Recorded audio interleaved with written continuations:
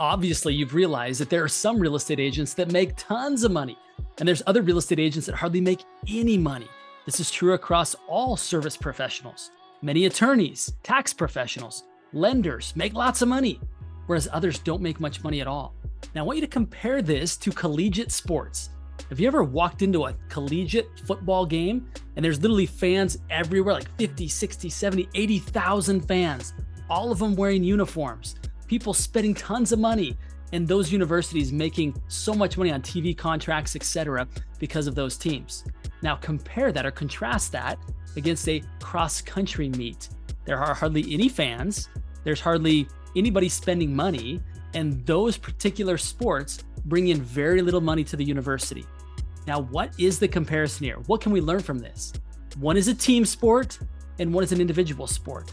Now, I'm not here to downplay individual sports. I think actually they're probably harder than team sports. But for some reason, we as spectators, as fans, we like team sports. And I'm going to teach you in this episode how you can turn your what may feel like a solo practitioner business, an individual real estate practice, into a team sport, thereby raising your income from what might look like that of a cross-country meet to that of a very robust, sold-out football game. Stay tuned. This episode is going to help you to make that connection.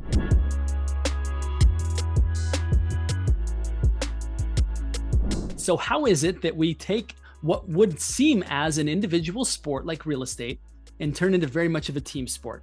Now, of course, you're already recognizing the fact that there are professionals that are, of course, integrated into a real estate transaction, like the lender, like the title company, like maybe even the insurance agent. But I want you to think deeper.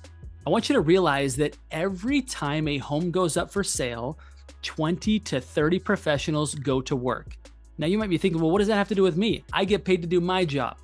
Yes, and you'll get paid more as you come to the client as a team. Now, what do I mean by that? Do I mean you all wear the same jerseys and show up at the same time? No. But what I do mean is that you as a professional have the ability to not just hope that the professionals that follow you are good or that the professionals that are working alongside you are good. You have a responsibility to be sure of that. One way to do this is to apply a very simple model that I authored called the upstream model. Now, one way to look at this is to identify the fact that in every single situation, while people are making a real estate transfer, in other words, real estate is changing hands, they're almost in every situation doing that because of some life event, whether that be somebody graduates from college, somebody gets their first job, somebody buys their first home, somebody gets married, somebody has their first baby, someone sells their first home, somebody starts saving for college education, somebody has a job relocation, somebody has trouble in a divorce in their marriage, someone in their family passes away and they have a need to downsize. Maybe they grow a business, sell a business, transfer a business. All of these life events, all the way down to retirement, to inheritance, to passing on, all of those life events, in almost every single one of those life events, real estate is changing hands. So what do you do about that?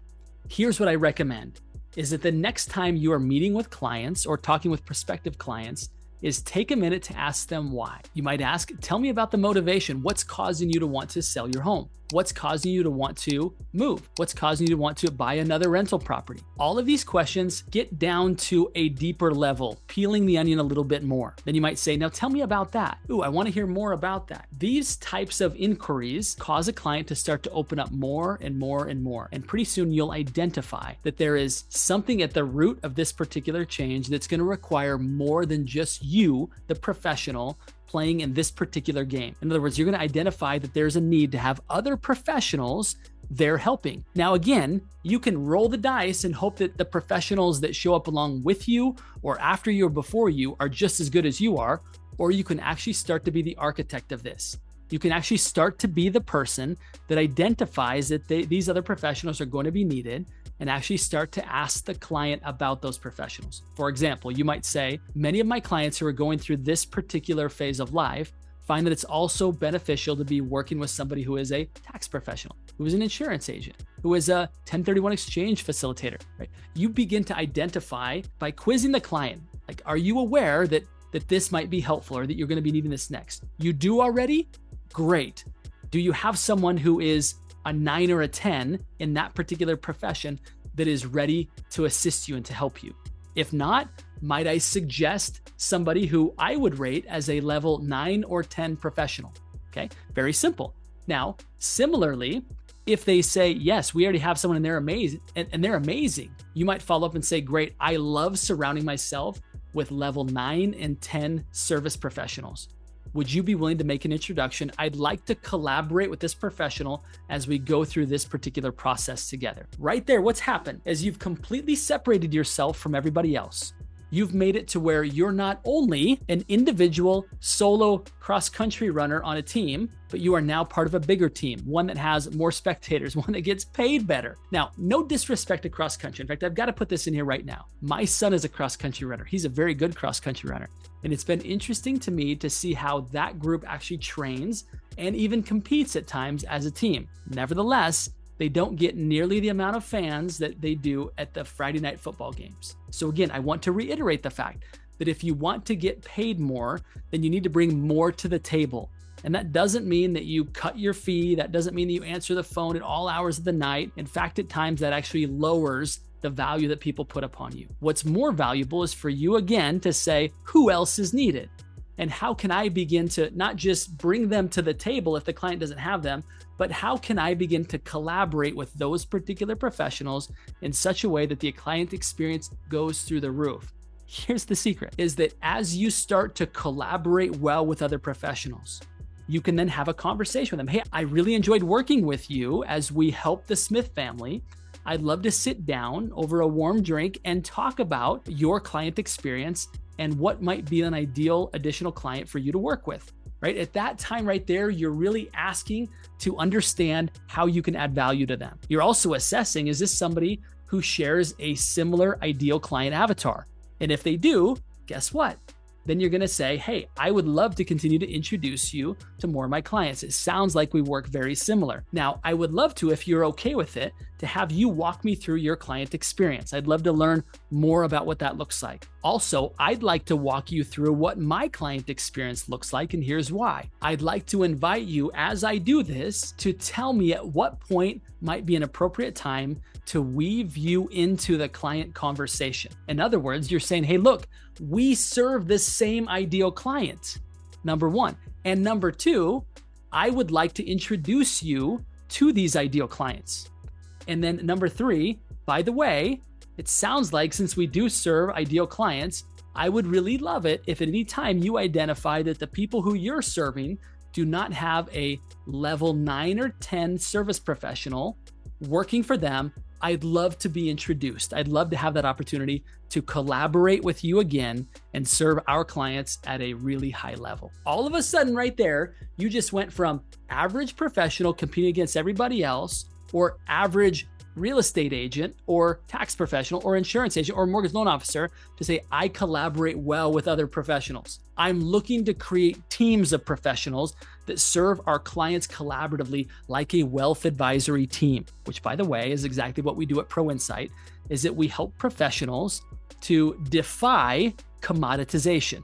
We help them not only to defy commoditization, we help them to collaborate as a wealth advisory team, creating a unique client experience like nowhere that they would find anywhere else. Now, as you start to develop these really close-knit relationships, people with you whom you work really well with as you serve the client, you'll also begin to do things that allow you to market your businesses together. What I mean by that is, for example, we have a real estate agent, top producing real estate agent in ProInsight, and a tax advisor who they work really well together.